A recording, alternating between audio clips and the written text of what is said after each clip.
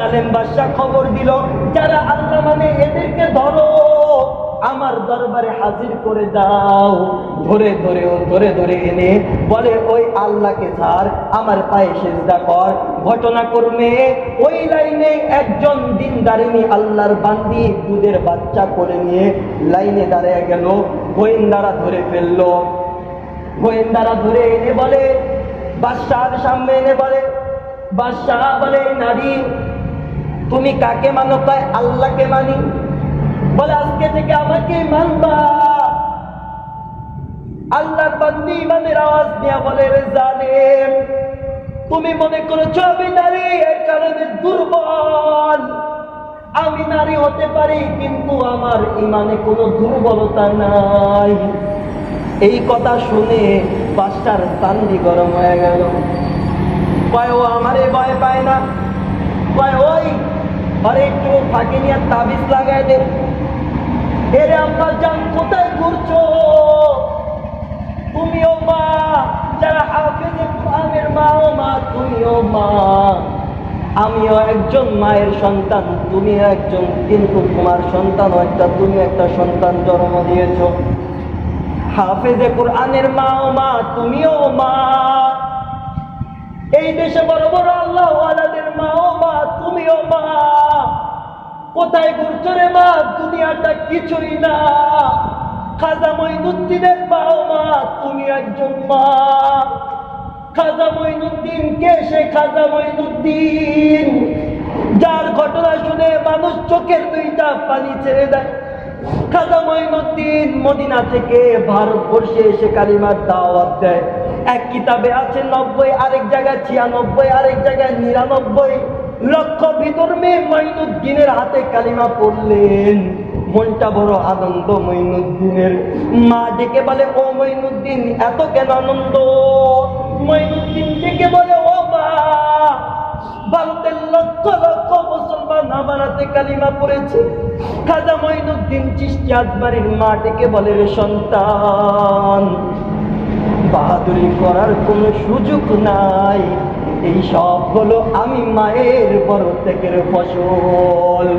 খাজা চিশতি রহমাতুল্লাহি আলাইহি বলেন, মা বলুন আপনার আবার কিসের ত্যাগ, আবার কিসের ফসল?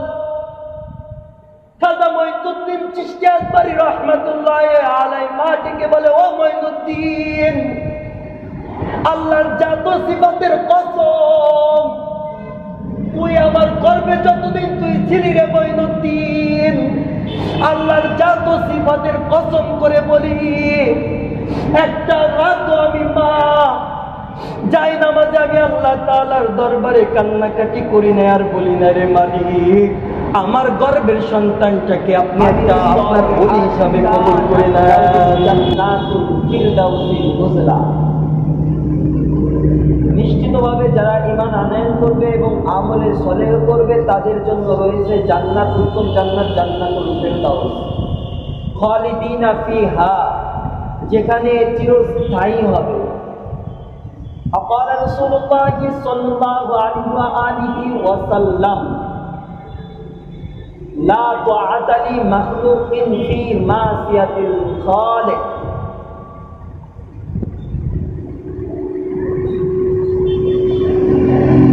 রাসূলুল্লাহ সাল্লাল্লাহু আলাইহি ওয়াসাল্লাম ইরশাদ করেন, আল্লাহ তাআলাকে বেজার করে পৃথিবীর কোন মাখলুকের আদেশ এবং নিষেধ মানা চূড়ান্তভাবে হারাম। ইন্নাল্লাযীনা আমানু ওয়া আমিলুস সালিহাত কানাত লাহুম জান্নাতুল ফিরদাউসি নুজলা। আজকে টোটাল বয়ানটাই হবে জান্নাত সম্পর্কে, আমল সম্পর্কে, কিভাবে জান্নাত পাওয়া যায়। বান্দা যাই করো, বান্দার একটাই উদ্দেশ্য, জান্নাত চাই, জাহান্নাম থেকে বাঁচতে চাই। ওই মস্ত বড় জান্নাতটা কিভাবে পাওয়া যায়, ওই সম্পর্কে আজকে কিছু আলোচনা। ইন্নাল্লাযীনা আমানু ওয়া আমিলুস সালিহাত কানাত লাহুম জান্নাতুল ফিরদাউসি নুজলা। নিশ্চিতভাবে যারা ঈমান আনয়ন করবে এবং আমলে সলিহ করবে, তাদের জন্য রয়েছে জান্নাত, উত্তম জান্নাত, জান্নাতুল ফিরদাউস, খালিদিনা ফিহা, যেখানে তারা চিরস্থায়ী হবে। প্রথমত আল্লাহ তাআলা এবং বান্দার সাথে একটা চুক্তি হয়েছিল। কি সেই চুক্তি? আল্লাহ তাআলা বান্দার সব জানমাল কিনে নিয়েছে, বিনিময়ে বান্দাকে জান্নাত দান করেছে। প্রথমত দুনিয়ার মানুষ বেঈমানও না এবং নাফরমানও না। একদল আল্লাহ মানে, আরেকদল আল্লাহ মানে না। যারা আল্লাহ মানে না এরা আবার দুই দল, একটা পুরান আরেকটা নতুন, একটা পুরান আরেকটা নতুন। পুরান যেটাকে বলে ওটা হলো বেঈমানের ঘরের বেঈমান, আর নতুন যেটা ওইটাকে বলে মুসলমানের ঘরের বেঈমান। মা মুসলমান, বাবা মুসলমান, দাদাও মুসলমান, 14 গোষ্ঠী মুসলমান, সন্তান এমন কালচার, এমন পরিবেশের উপরে চলাফেরা করে যেন খ্রিস্টানদের আওয়াজ, বেঈমানদের কালচার।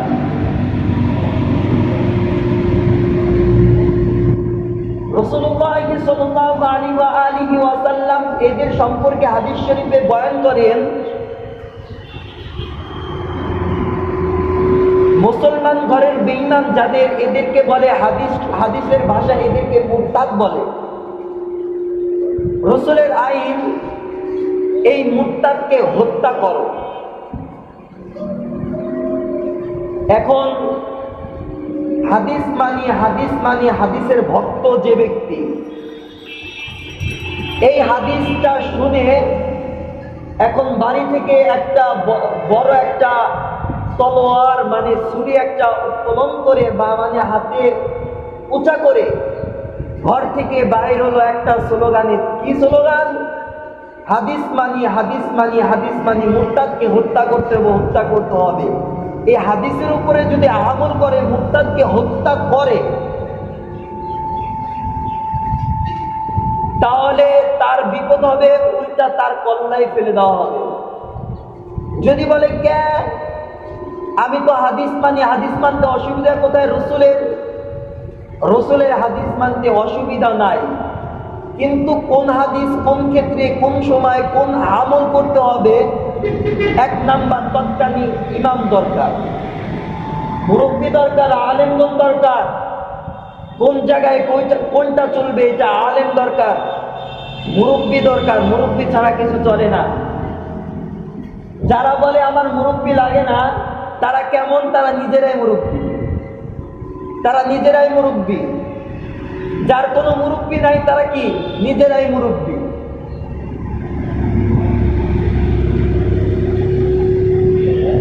রাসূলুল্লাহ সাল্লাল্লাহু আলাইহি ওয়াসাল্লাম আসার আগে যেই মক্কা নগরীতে এমন একটা বাইতুল্লাহ নির্মাণ, এমন একটা ঘর, আল্লাহর ঘর নির্মাণ তৈরি করা, ওই কাবার দিকে তাকায় থাকলেও সওয়াব, তাকায় দেখলেও সওয়াব, তাকায় একটু ভাবলেও সওয়াব।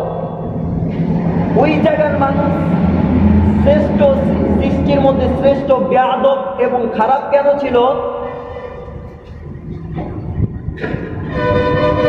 লম্বা বয়ানের মধ্যে সংক্ষিপ্ত আকারে আমি বলতে চাই, তারা 500 এবং 600 বছর তারা মুরব্বী হারা ছিল। মুরব্বী হারায় তারা কি হয়েছে? তারা এমন ব্যর্থ হয়েছে, কিয়ামতের আগ পর্যন্ত উম্মতরা তাদের ব্যর্থপীর খাতা রিস্টির নাম খালি উচ্চারণ করবে আর তারা ধিক্কার জানাবে। আর রাসূলকে পেয়ে মুরব্বী যারা মেনেছে, তারা কিয়ামতের আগ পর্যন্ত উম্মতের জবানে পবিত্র আকারে তারা উচ্চারিত হবে।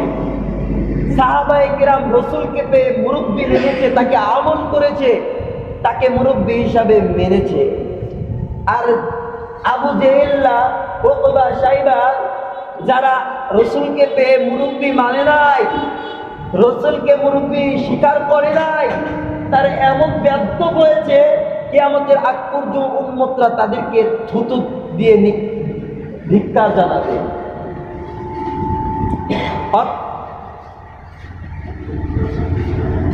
সন্তান এখন বড় হয়েছে, বিয়ে পাশও করেছে, ক্লাসে লেডিসও আছে, এখন কি করবে? বড় হয়ে গিয়েছে সন্তান,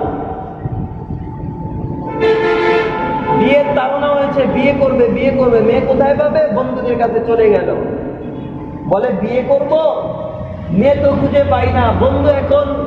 বন্ধু বান্ধব এখন উস্কানি দিল, বুদ্ধি দিল, কি বলিস? এই সময় মেয়ে অবাক, চল চলে যাই রমনায়, কত নর্তকী সেখানে ঘোরাফেরা করে, চল চলে যায়। ওখান থেকে একটা ধরে মেয়ের বাবার বাড়ি চলে গেল, চলে যেয়ে বলে আপনার মেয়েকে পছন্দ হয়েছে, বলে মেয়ে তোমাকে দিব কিন্তু তোমার বাড়ি ঘর দেখতে হবে। ছেলে এখন মেয়ের বাবার বাড়ি থেকে এখন বলল তোমাকে মেয়ে দিব, তোমাদের বাড়ি ঘর দেখতে হবে, অমুক দিন আমরা যাব। এখন ছেলে তার মাকে এসে বলে মা অমুক দিন মেহমান আসবে, ভালো খানার আয়োজন করো, কিন্তু কোথার থেকে মেহমান আসবে একটাও আওয়াজ দিবে না, কি উদ্দেশ্যে আসছে কোনো আওয়াজ হবে না, শুধু তুমি রান্না করো। এখন মেহমান খানার টেবিলে খানা চলতেছে, মা ভিতর থেকে রান্না করে মেহমানদেরকে খাওয়াচ্ছে, বাবা খাটের উপরে বসে বসে চিন্তা করছে এবং দুইটা চোখের পানি ছেড়ে দিছে। মেহমানরা এখন কথার ফাঁকে বলে ফেলল বাড়ি তো বেশ ভালোই। বাবা এই কথা শোনার পরে বোঝার বাকি আছে? বোঝার বাকি নাই, দুইটা চোখের পানি ছেড়ে দিল। এখন স্ত্রী সন্তানের মা তার বাবাকে এসে বলে কাঁদো কেন? বলে কেন কাঁদি সেই ভাষা প্রকাশ করার কোনো অবকাশ আমার নাই। আমি ধার করে বাজার করে যে মেহমানকে তুমি রান্না করে খাওয়াচ্ছ, ওই মেহমান কারা তুমি কি জানো? মনে হয় তোমার ছেলে বিয়ে করবে তার ওই মেয়ের শ্বশুর বাড়ির লোকজন। এখন সন্তান এসে দেখে মাও কাঁদে বাবাও কাঁদে, বলে কাঁদো কেন? বলে তোমাকে আমরা বলতে পারবো না কেন কাঁদি। এখন মেয়ের বাবা এখন খানা বানা শেষ করে, হ্যাঁ অমুক দিন বিয়ে হবে, কিন্তু শর্ত মুরব্বি নেওয়া যাবে না। শর্ত কি? মুরব্বি নেওয়া যাবে না। শর্ত এইটা, মুরব্বি নেওয়া যাবে না, একা আসতে হবে। বিয়ে হবে কিন্তু মুরব্বি নেওয়া যাবে না। এখন বাবা আরো কাঁদা শুরু করল, সন্তান ভিতরে একটু আঘাত লাগলো, মায়া জমে গেল। বাবাকে এখন প্যাকেট করে শ্বশুর বাড়ি নিয়ে গেল। শ্বশুর বাড়ি নিয়ে যাওয়ার পর শ্বশুর আলাম আস্তা প্রত্যেকজনকে একটা করে আস্তা একটা খাসি দিয়েছে, এই খাসি খাবি, তারপর বিয়ে করবি, তারপর মাইয়া নিয়ে বাড়ি যাবি। খাসি খাবি না, বিয়া নাই, খাসি খাবি তারপর বিয়া। আগের মুরব্বীরা জানেন, আগের যে ঘটনা হইতো বিয়া বাড়ি, জামাইরে গুম করে ফেলাইতো 3-4 দিন। আর এখনকার বিয়া মনে হয় বিয়ে বাড়ি তো যাওয়াই যায় না, মনে হয় একটা মিনি সিনেমা হল, এমন অবস্থা আজকাল বিয়ে। এখন এই খাসি খাবে, তারপর বিয়ে করবে, তারপর মাইয়া নিয়ে বাড়ি যাবে। এখন বন্ধু বান্ধব মাথায় হাত পায়, কোথায় এসে ফেসে গেলাম। চতুর্মোড়া হাও খাও। এখন এই খাসি, একটা খাসি কি আলাম একটা খাসি একজনের খাওয়া সম্ভব? সম্ভব না। এখন সন্তানের তো একটু দিলে একটু সাহস আছে, আমার পাশে একজন মুরব্বী আছে, বাবাকে বলে বাবা এই বিপদ, বলে খাসিও খাবি, বিয়াও করবি, মাইয়া নিয়া বাড়িও যাবি। কয় কিসে বুদ্ধি? কয় তোমার শ্বশুর বাড়ি থেকে তোমায় কি আলটিমেটাম দিয়েছে কয়দিনে খেতে হবে? এটা তো বলে নাই।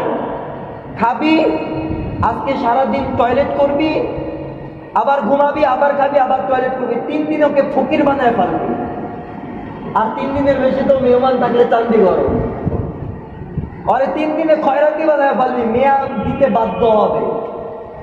এখন আপনারাই বলেন, মুরব্বী থাকা কি উপকার না বেউপকার হলো? যে ছাত্র বলবে ওস্তাদ আমার মুরব্বী না, সে ছাত্র বেয়াদব। যে মুসল্লি বলবে ইমাম আমার মুরব্বী না, ওই মুসল্লি গলা বেয়াদব। যে উম্মতরা বলবে নবী আমার মুরব্বী না, ওই উম্মত গুলা বেয়াদব। এক কথা, যারা মুরব্বী মানে না, যারা সঠিক মুরব্বী মানে না, তারা কেমন? তারা নিজেরাই মুরব্বী।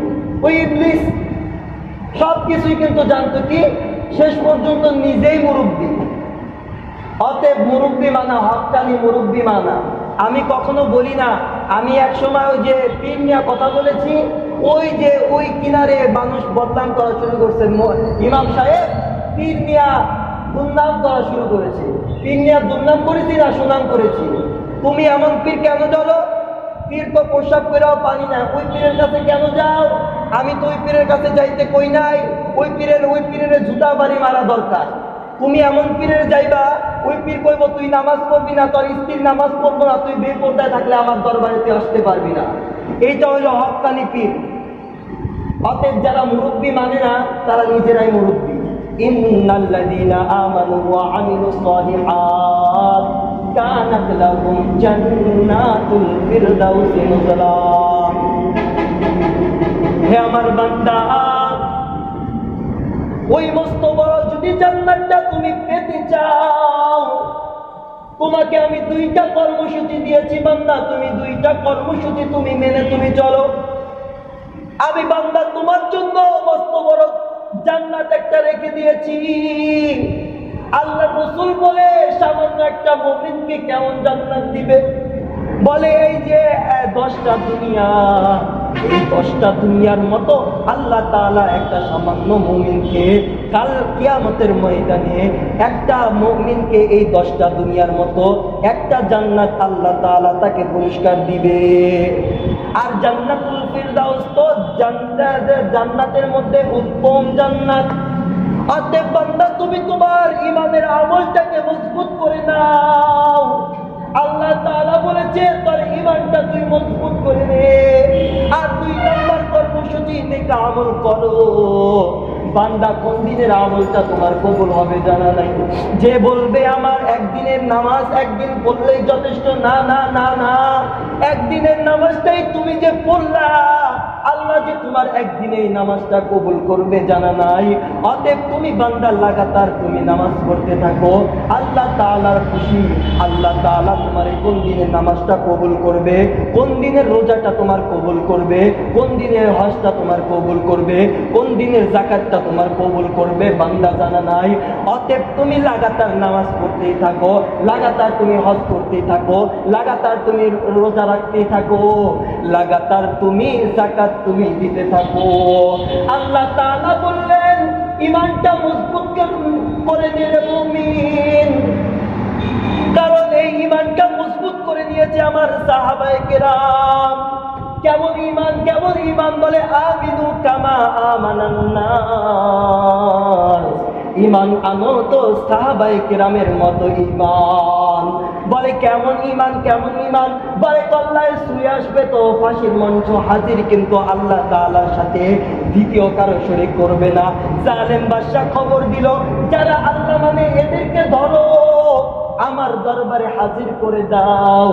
ধরে ধরে এনে বলে ওই আল্লাহকে ছাড়, আমার পায়ে সিজদা কর। ঘটনাক্রমে ওই লাইনে একজন দিনদারিনী আল্লাহর বান্দি দুধের বাচ্চা করে নিয়ে লাইনে দাঁড়িয়ে গেল। গোয়েন্দারা ধরে ফেললো। গোয়েন্দারা ধরে এনে বলে বাদশার সামনে এনে বলে, বাদশাহ বলে নারী তুমি কাকে মানো? কয় আল্লাহকে মানি। বলে আজকে থেকে আমাকে মানবা। আল্লাহর বান্দি ইমানের আওয়াজ নিয়ে বলে রে জালেম, তুমি মনে করেছো আমি নারী, এর কারণে দুর্বল। আমি নারী হতে পারি, কিন্তু আমার ইমানে কোনো দুর্বলতা নাই। এই কথা শুনে বাদশার চান্দি গরম হয়ে গেল। কয় ও আমারে ভয় পায় না, কয় ওই আরে একটু ফাঁকি নিয়ে তাবিজ লাগাই দে। এরে আম্মা জান কোথায় ঘুরছো? তুমিও মা, যারা হাফেজে কোরআনের মা, ও মা তুমিও মা, আমিও একজন মায়ের সন্তান, তুমিও একজন, কিন্তু তোমার সন্তান একটা, তুমি একটা সন্তান জন্ম দিয়েছো। হাফেজে কোরআনের মা, ও মা তুমিও মা,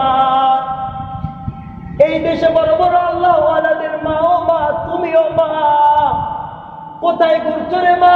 দুনিয়াটা কিছুই না। খাজা মঈনুদ্দিনের মা, ও মা তুমি একজন মা। খাজা মঈনুদ্দিন কে? সে খাজা মঈনুদ্দিন যার ঘটনা শুনে মানুষ চোখের দুইটা পানি ছেড়ে দেয়। খাজা মঈনুদ্দিন মদিনা থেকে ভারতবর্ষে এসে কালিমার দাওয়াত দেয়। এক কিতাবে আছে 90, আরেক জায়গায় 96, আরেক জায়গায় 99 লক্ষ বিধর্মী মঈনুদ্দিনের হাতে কালিমা পড়লেন। মনটা বড় আনন্দ মঈনুদ্দিনের। মা ডেকে বলে, ও মঈনুদ্দিন এত কেন আনন্দ? মঈনুদ্দিন ডেকে বলে, ও মা, ভারতের লক্ষ লক্ষ মুসলমান আমার হাতে কালিমা পড়েছে। খাজা মঈনুদ্দিন চিশতি আজমারির মা ডেকে বলে, রে সন্তান, বাহাদুরি করার কোনো সুযোগ নাই, এই সব হলো আমি মায়ের বড় ত্যাগের ফসল। খাজা চিশতি রহমাতুল্লাহ আলাইহি বলেন, মা বলুন আপনার আবার কিসের ত্যাগ, আবার কিসের ফসল? খাজা মঈনুদ্দিন চিশতি আজমারি রহমাতুল্লাহ আলাইহি মা ডেকে বলে, ও মঈনুদ্দিন, আল্লাহর জাত সিফাতের কসম, তুই আমার গর্বে যতদিন তুই ছিলি রে মঈনুদ্দিন, আল্লাহর জাত সিফাতের কসম করে বলি, একটা রাতও আমি মা যাই নামাজে আমি আল্লাহ তাআলার দরবারে কান্নাকাটি করি না, আর বলি না, রে মালিক, আমার গর্বের সন্তানটাকে আপনি একটা আপনার ওলি হিসাবে কবুল করে নেন। এরে আম্মা জান, আজকে আপনি গর্বের সন্তানকে রেখে আপনি বাংলা সিনেমায় আপনি লিপ্ত আছেন। যদি স্বামী বাধা দেয়, আপনি আজকে স্বামীর সাথে ঝগড়া লাগিয়ে দেন। যদি মার্কেটে না নিয়ে যায়, আপনি ঝগড়া লাগিয়ে দেন। আপনি একজন মা, খাজা মঈনুদ্দিন চিশতি আজমারির মা। ও মা, ও আম্মা জান, কয়দিন বাহাদুরি করবেন, কয়দিন বাহাদুরি করবেন? ডানে বামে তাকায় দেখেন, যাদের সাথে একই সাথে লেখাপড়া করলেন তারা আজকে কোথায়? আমার ক্লাসমেট আজকে কোথায়? ডানে বামে আমি তাকায় দেখি, আমি যাদের সাথে লেখাপড়া করলাম, আমি যাদের সাথে একই টেবিলে আমি খাইলাম, তারা আজকে ডানে ডানে তাকায় দেখি তারা আজকে দুনিয়ার থেকে চলে গিয়েছে। মা, আপনি আর কয়দিন বাহাদুরি করবে? সময় থাকতে নিজের আমলটা আপনি মজবুত করে নেন। কত মানুষ আপনাকে বেপরদায় আপনাকে দেখতেছে, আপনার চিন্তা হচ্ছে না। আল্লাহ রসুল বলেন, ও আয়েশা, আয়েশা বলে, ও আল্লাহ রসুল, কাল কিয়ামতের ময়দানটা কেমন হবে? বলে, কাল কিয়ামতের ময়দানটা সমস্ত মানুষ উলঙ্গ হয়ে থাকবে, সমস্ত মানুষ নাফসি নাফসি বলে কাঁদবে। আল্লাহ রসুলের এই কথা শুনে মা আয়েশা রাদিয়াল্লাহু তাআলা আনহা বললেন, ও আল্লাহর রসুল, কাল কিয়ামতের ময়দানে যে সবাই উলঙ্গ অবস্থায় থাকবে, কেউ কি লজ্জা পাবে না? আল্লাহ রসুল বলেন, ও আয়েশা, তুমি কি কাল কিয়ামতের ময়দানের কথা শরম ভাবে তুমি বলছো? কাল কিয়ামতের ময়দানের অবস্থাটা এত ভয়াবহ হবে, কেউ কাউকে চিনবে না, সবাই তার নিজের ফিকিরে পড়ে থাকবে, নিজের ফিকির, নিজের ফিকির, কেউ নিচের দিকে তাকাবে না। রে আয়েশা, তার কলিজার টুকরা কন্যা মা ফাতেমাকে বলে, ও ফাতেমা, তোমার কবরে আযাব থেকে তুমি বাঁচো, ফাতেমা তোমার কবরে আযাব থেকে বাঁচো।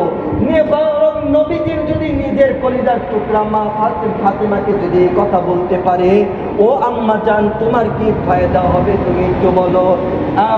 ফাতেমা তো জান্নাতের নারীদের সর্দার, তোমার কি অবস্থা হবে রে মা? আমলটা মজবুত করে নাও।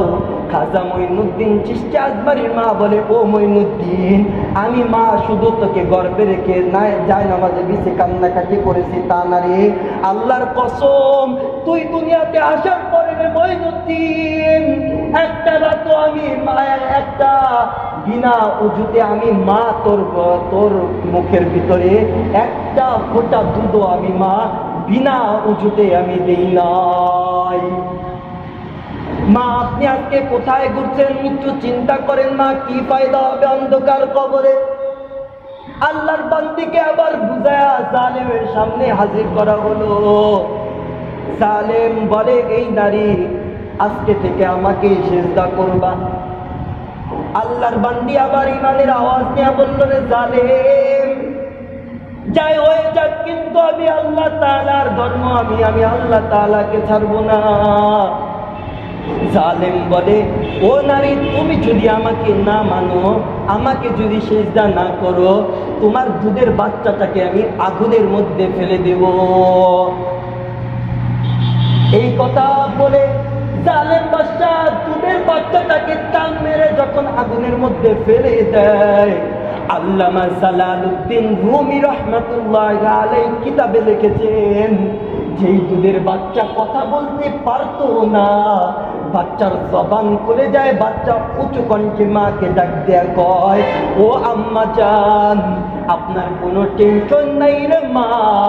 ও মানিকগঞ্জের মুসলমান, কেন এত টেনশন করো? আল্লাহ তাআলার ইমানের আওয়াজের সামনে আগাও। যত বেঈমান তোমার সামনে আসবে আল্লাহ তাআলার তাকবীর নিয়ে সামনে আগাও। খোদার কসম যত বড় বেঈমান আসলো সব চলে গেল। ইসলাম তার পর্যায়ে থাকলো। নমরুদ চলে গেল, কারুন চলে গেল, কারুন চলে গেল, নমরুদ চলে গেল, ফেরাউন চলে গেল, সাদ্দাত চলে গেল, কিন্তু ইসলামের জায়গায় থেকে গেল। তোমার মতো বেঈমান ইসলামের সামান্য বাঁকা করতে পারবা না। যতই তুমি ইসলামের বাঁকা করতে চাও, যদি এই হাতটা দ্বারা ইসলামের বাতিটা বন্ধ করতে চাও, তোমার এই হাতটা বন্ধ হয়ে যাবে, ইসলামের বাতি মোটেও বন্ধ হবে না। মেধা খাটিয়ে যদি বন্ধ করতে চাও, তোমার মেধা বন্ধ হয়ে যাবে, কিন্তু ইসলামের বাতি বন্ধ হবে না। যদি জবান খাটায় ইসলামের বাতিটা বন্ধ করতে চাও, খোদার কসম একবার, খোদার কসম দুইবার, খোদার কসম তিনবার, তোর জবানটা বন্ধ হয়ে যাবে, কিন্তু ইসলামের বাতিও মোটে বন্ধ হবে না। কারণ এইটা আল্লাহ তাআলার আসমানি কুদরত। আল্লাহ তাআলা এই বাতিটা জ্বালিয়ে রাখছে। আল্লাহ তাআলা বলেন, আমি যেই বাতিটা জ্বালিয়ে রাখছি, দুনিয়ার কোনো মানুষের ক্ষমতা নাই সে বাতিটা বন্ধ করে দিবে। অর্থাৎ যে বন্ধ করতে যাবে সে ধ্বংস হয়ে যাবে, কিন্তু আমার ইসলামের বাতি মোটেও বন্ধ করতে পারবে না। বাচ্চা উচ্চ কণ্ঠে মাকে ডাক দিয়ে কয়, ও মা, ইমানের আওয়াজ নিয়ে তুমিও আগুনের মধ্যে ঝাঁপ দাও। এখন মাও রেডি হয়ে গেল, আগুনে ঝাঁপ দিবে। এটা কেমন কারিশমা! বান্দাকে পিটায়ও জেলখানায় নেওয়া যায় না, আর এই বান্দি নিজে ইচ্ছা করে আগুনের মধ্যে ঝাঁপ দিবে। এটা কেমন কারিশমা! যদি ইমানের আওয়াজ থাকে রে ভাই, তাহলে ইমানের আওয়াজ নিয়ে সামনে আগাও। আল্লাহর কসম, আল্লাহ তাআলার তাকবীর নিয়ে সামনে আগাও। যত গেলা বেঈমান তোমার সামনে আসবে, আল্লাহ তাআলার তাকবীর নিয়ে সামনে আগাও। সমস্ত বেঈমান উঠে পড়ে পালাতে থাকবে। এখন আল্লাহর বান্দি এবং তার সন্তান আগুনের মধ্যে হাউ হাউ মাউ করে হাসি খুশির আওয়াজ। এই দেখে আশেপাশে শত শত বেঈমান কালিমা পড়া শুরু করলো। জালেমের চান্দি গরম হয়ে গেল। আল্লাহ তাআলার কুদরতি কারিশমা জারি হয়ে গেল। ওয়া মাকারু ওয়া মাকারাল্লাহ ওয়াল্লাহু খায়রুল মাকিরিন। অতএব যুবক ভাই, সামনে ইমানটা নিয়ে আগাও। এই সময় তোমার ইমানটা যদি মজবুত করে নাও, এই ইমানটা যদি নিয়ে তুমি সামনে আগাও, আল্লাহর কসম করে বলি, আল্লাহ তাআলার ওই মস্ত বড় জান্নাতটা পেয়ে তোমার একটু তোমার এই দ্বিধাবোধ হবে না। এই সময় জান্নাতটা পাওয়া খুবই সহজ। ঘটনা করবে সুমাইয়া নামক একজন সর্বপ্রথম ইসলাম ধর্ম গ্রহণ করলেন। ইসলাম ধর্ম গ্রহণ করার পর কাফেররা তার উপরে অত্যাচার শুরু করলো, মারপিট শুরু করলো। এমন এক সময় ইসলাম ধর্মকে বাদ দেওয়া শুরু করলো। ইসলাম ধর্মকে বলে ইসলাম ধর্ম ছাড়, আল্লাহ ছাড়, আল্লাহ ছাড়বে না, ইসলাম ধর্ম ছাড়বে না। আল্লাহর বান্দিকে লজ্জা স্থানে এমন একটা আঘাত করলো ই মেরে, তখন একটা খুঞ্জুরি ছিল, বড় খুঞ্জুরি, লজ্জা স্থানে আঘাত করে আল্লাহর বান্দিকে চিরস্থায়ী দুনিয়া থেকে তাড়িয়ে দিল। ওই যে ফিরাউনের স্ত্রী আসিয়া ইমানের জন্য এত কষ্ট করেছে, এত কষ্ট করেছে, আল্লাহ তাআলা তাকে মৃত্যুর সময় তাকে জান্নাতটা দেখিয়ে দিয়েছে। আল্লাহ তাআলা তারপরে তাকে কি দিবে? তাকে উত্তম কি পুরস্কার দিবে? কাল কিয়ামতের ময়দানে আমার রাসূলের জান্নাতে সে নিজে আমার রাসূলের স্ত্রী হবে। ইমানের অবস্থা নিয়ে যুবক ভাই সামনে আগাও। এর যুবক মনে করেছো এই টুপিটা পরেছি মনে হয় চান্দিটা গরম হয়ে গেছে, এই যে লম্বা পোশাক পরেছি বাবা গরম শরীর, এই যে দাঁড়িয়ে রাখতেছি মনে কও মেয়েরা পছন্দ করবে, না না আমার পছন্দ করতে হবে না। এই দাঁড়িয়ে টুপি পরার কারণে, লম্বা পোশাক পরার কারণে যেই মেয়ে বলবে আমি তোকে পছন্দ করি না, আল্লাহর কসম করে বলি তুই যদি বিয়াও করতে চাস, যদি ওই মেয়ে বলেন তোকে বিয়া করো না দাড়ি টুপির কারণে, আল্লাহর কসম করে বলি দুনিয়ার একটা ইবলিস থেকে তুই বেঁচে গেলি। কারণ টুপিদারি দেখতে পারে না ইবলিস। ভালো ফ্যামিলির মেয়েরা তোকে টুপিদারি দেখবে, নামাজ দেখবে।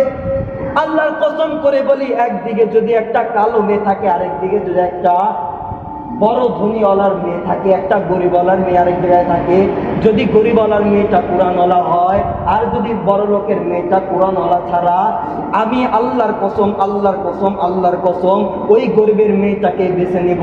কারণ এই গরিবের মেয়েটার মধ্যে কি আছে? যুবক ভালো করে শুনে নে, এই গরিবের মেয়েটার ভিতরে আছে ইখলাস, এই গরিবের মেয়েটার ভিতরে আছে শান্তি, ধনী মেয়েটার ভিতরে নাই। কারণ এই গরিবের মেয়েটার ভিতরে আছে ইসলাম, ইসলাম মানে শান্তি। এই মেয়েটা তোর অল্প অল্প কামাইতে বরকত হিসাবে তোর গ্রহণ করবে। ওই বড় লোকের মেয়েটা কয়দিন পর পর তোকে অত্যাচার চালাবে, কারণ ভিতরে তো ইসলাম নাই, ভিতরে তো কোরআন নাই। কোরআন না থাকায় কি হবে? 2 দিন পর পর ঝগড়া হবে, 2 দিন পর পর ঝগড়া হতে হতে দেখবি 1 বছরের মাথায় ডিভোর্সের আমল নামা চলে আসছে। অতএব যুবক তাদেরকে বিয়ে করছে একটু দেখে বিয়ে করবি। বিয়ে করার সময় যৌতুকের মামলা ঢুকিয়ে দিবি না। বিয়ে করার সময় 14 গোষ্ঠী নিয়ে যাবি না।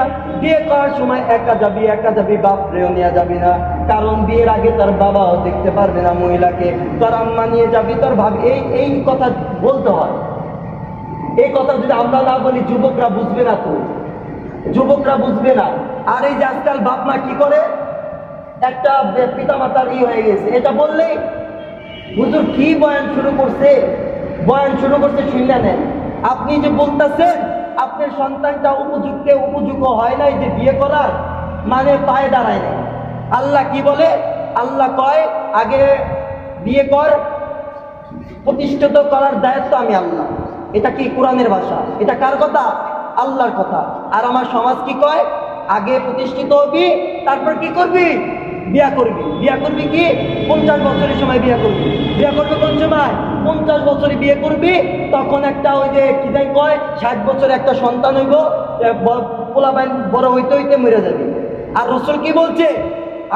আমার উম্মতরা আগে বিয়ে করবি, আগে বাচ্চা পোলাপাইন শত নিবি। কারণ আমি কাল কিয়ামতের ময়দানে আমার বেশি উম্মতদেরকে আমি গর্ব করব।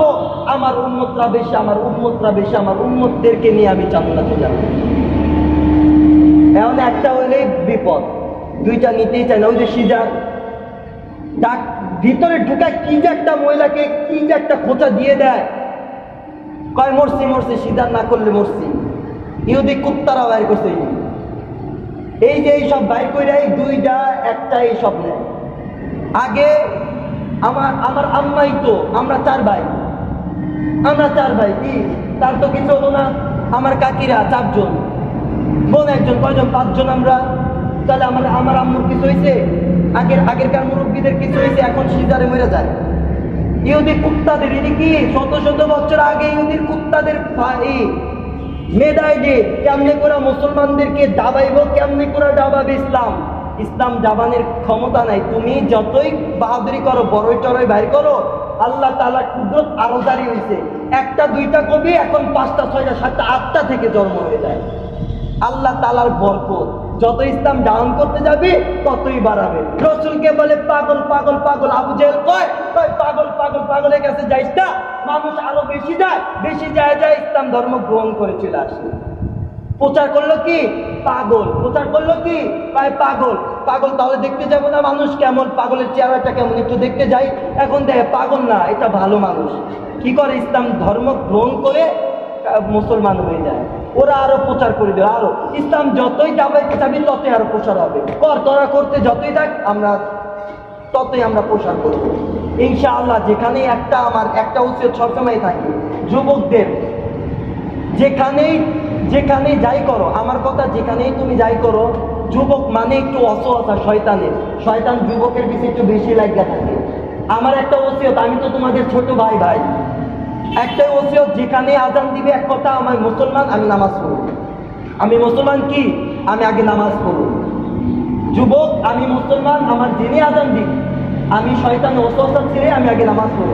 আখির দাওয়ানা আল্লাহ তাআলা প্রত্যেক যুবক ভাইদেরকে ইসলামের সচেতনে আসার তৌফিক দান করুন। আখির দাওয়ানা আলহামদুলিল্লাহি রাব্বিল আলামিন। যারা চারাকা সুন্নাত করেন, চারাকা সুন্নাত করেন।